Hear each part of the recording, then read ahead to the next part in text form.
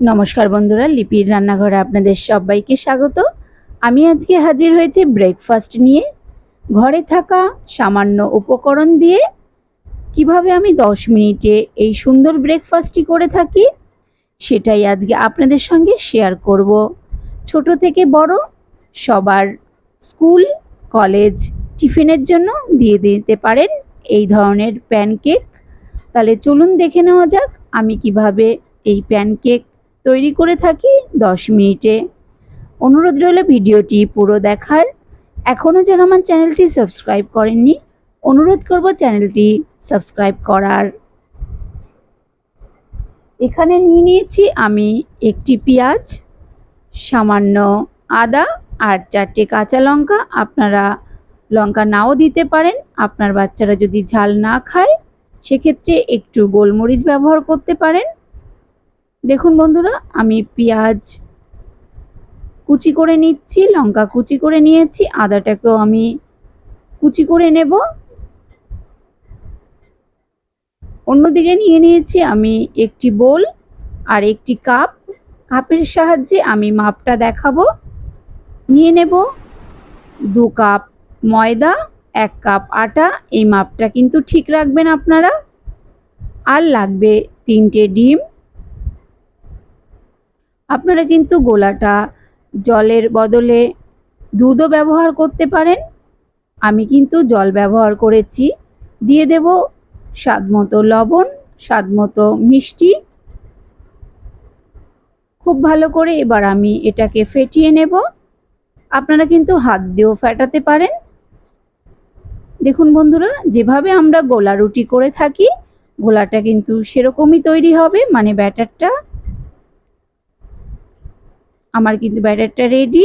আমি এবার এই পর্যায়ে দিয়ে দেব কোচানো পেঁয়াজ, কাঁচা লঙ্কা আর আদা। দিয়ে দেব 1/2 চামচ গোলমরিচের গুঁড়ো।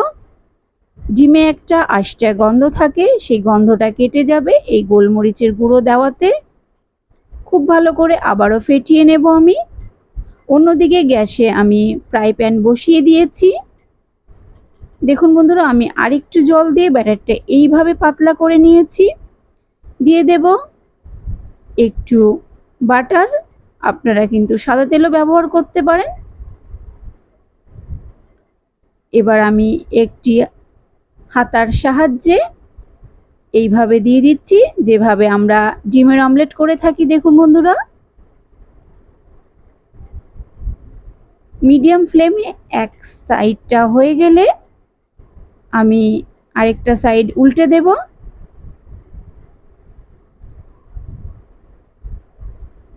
দেখুন বন্ধুরা, আমি কিন্তু এইভাবে ভেজে নেব।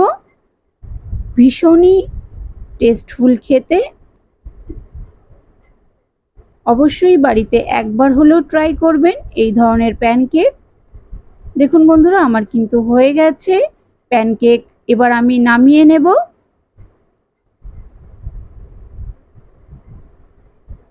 আমি আবারও একটি করে দেখাচ্ছি আপনাদের।